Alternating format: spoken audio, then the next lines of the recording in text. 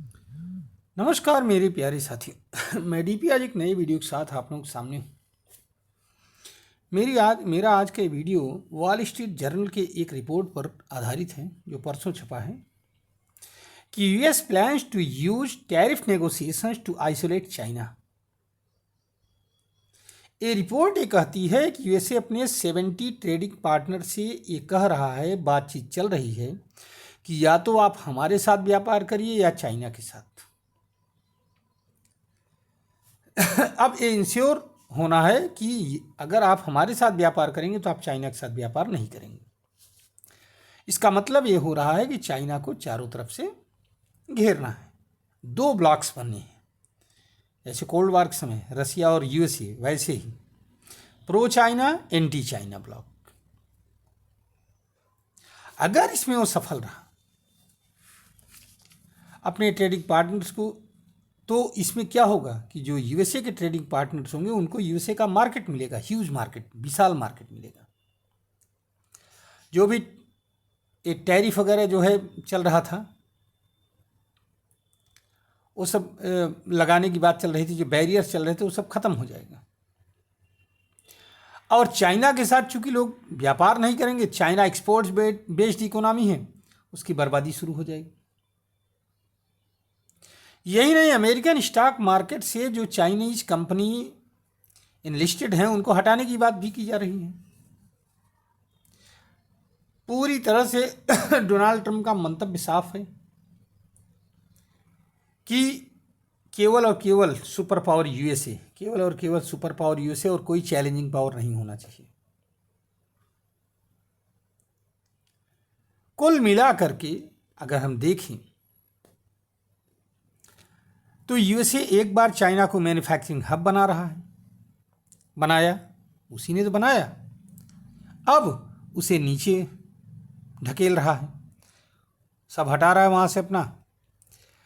यहाँ पर इंडिया के लिए मौका अच्छा है। अगर वो जो मार्केट वहाँ से हट रहा है, जो मैन्युफैक्चरिंग हब वहाँ से हट रही है चाइना से, अगर इंडिया में वो बनती है तो इंडिया फायदे में रहेगा। इधर शी जिनपिंग हैं, वो पड़ोसियों को टटोल रहे हैं। मलेशिया गए थे, कंबोडिया गए थे, बांग्लादेश गए थे, बांग्लादेश से बात हो रही है, म्यांमार से बात हो रही है, आसियान कंट्रीज के साथ मिलकर कुछ न कुछ बातें चल रही हैं। मलेशिया इसीलिए गए थे। क्या कर रहे हैं? वो नए मार्केट की तलाश में। इस समय उनको एशिया का कोई कंट्री जो है बहुत ज़्यादा वो नहीं कर रहा है, तवज्जो नहीं दे रहा है। पाकिस्तान दे रहा था, वहाँ बर्बादी हो रही है उनकी। चाइना की इकोनॉमी एक्सपोर्ट बेस्ड है। मैन्युफैक्चरिंग गुड्स को बेचने के लिए उसको जगह चाहिए, स्थान चाहिए, मार्केट चाहिए। अब ऐसे में कौन फंसेगा उसमें? क्योंकि जो फंसेगा उसके यहाँ चाइनीज सामान फ्लड हो जाएगा और फिर उसकी अपनी इकोनॉमी डामाडोल हो जाएगी। ये है।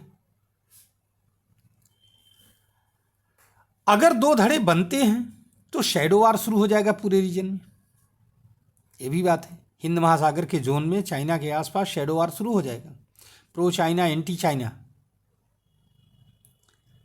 और एक कभी भी जो है इसमें यूएसए वगैरह कुछ नहीं लड़ेंगे, न चाइना लड़ने जाएगा, लेकिन आपस में कुछ कंट्री लड़ सकते हैं। ताइवान हो, गलवान जैसा मामला हो, घट जाएगा। यहाँ पर एक एक चीज़ जो है स्थिति और ख़राब हो जाएगी, दूसरे कंट्री लड़ना शुरू हो जाएंगे। अफ्रीका में तमाम कंट्री उलझ जाएंगे। अब ट्रम्प कोई बेवकूफ़ तो है नहीं, वो तो ये चाहता है कि यूएसए अकेला सुपर पावर रहे, चाहे जैसे भी, कोई कॉम्पिटिटर न रहे यूएसए का। भारत की बात है, जहाँ तक भारत बहुत सारी चीज़ें चाइना से लेता है। हालांकि 2014 के बाद से भारत पूरी तरह से चौकन्ना है, लेकिन कोरोना काल के बाद से तो एकदम चौकन्ना हो गया। गलवान के बाद से हमने बहुत सारे प्रतिबंध लगाए। इसीलिए आजकल कह रहा है चाइनीज मीडिया की रिपोर्ट आ रही है कि dragon and elephant must dance together. दोनों को डांस करना चाहिए, दोनों को मिल करके साथ साथ खुशी खुशी रहना चाहिए। ऐसा नहीं कि चाइना खुशी खुशी देखना चाहता है, खुश देखना चाहता है इंडिया को, लेकिन इंडिया उसके लिए बहुत बड़ा मार्केट दिखाई पड़ रहा है। यूएसए के बाद में one of the biggest market है इंडिया, ये तो सभी को मालूम है।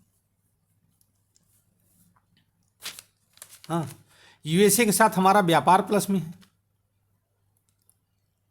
अगर हमें आगे बढ़ना है तो यूएसए का सहारा चाहिए ही चाहिए, लेकिन चाइना का भी थोड़ा बहुत हेल्प चाहिए, क्योंकि चाइना से हम बहुत सारी चीज़ें लेते हैं, रॉ मटेरियल्स अपने यहाँ, डिफेंस इक्विपमेंट्स बनाने के लिए रेयर अर्थ मेटल वगैरह भी लेते हैं।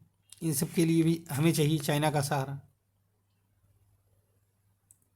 अगर इसमें इंडिया कोल्ड वार की तरफ फंसा रहता है, जैसे उस जमाने में गुट निरपेक्ष वाले, जैसे कि हमारे नीति नियंता उस समय कर रहे थे, और इसी वजह से इंडिया इतना पीछे चला गया,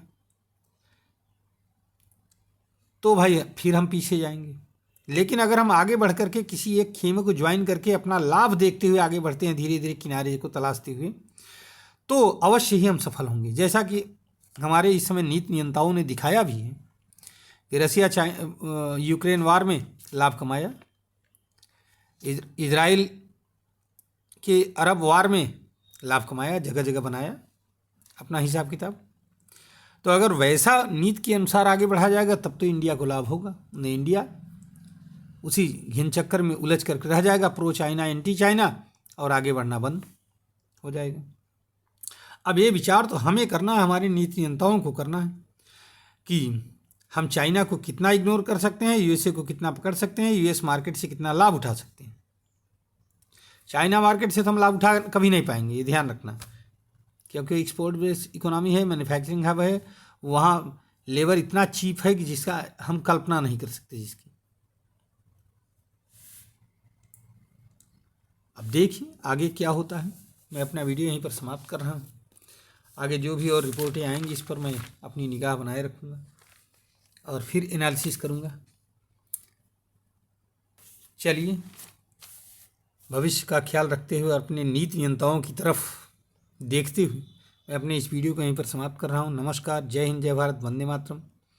अगर आपको हमारा ये वीडियो अच्छा लगे तो आप इसको लाइक करिएगा, हमारे चैनल को सब्सक्राइब करिएगा और शेयर भी करिएगा वीडियो को। धन्यवाद।